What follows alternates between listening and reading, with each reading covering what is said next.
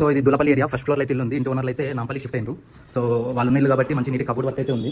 So rent అయితే reasonable అనిపిస్తుంది. Water facility అయితే బాగుంది. సో ఫ్యాన్స్, లైట్స్ అన్నీ ఉన్నాయి. సో మొత్తం వేసేద్దాం ఒకసారి, చూద్దాం ఎలా ఉందనేది ఇల్లు. సో లైటింగ్, కబోర్డ్ వర్క్ మంచిగా ఉంది అని ఇక్కడ ఉంది. ఇది 1 BHK ఫ్లాట్. సో కిచెన్లో అయితే మనకి వర్క్ ఉంది.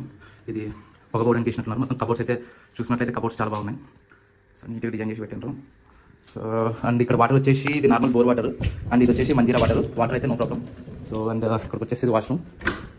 So washroom normal Indian toilet ఇది, వెస్టర్న్ కాదు. సో ఎవరైనా పెద్దవాళ్ళు ఉంటే ఈజీగా ఉంటుంది.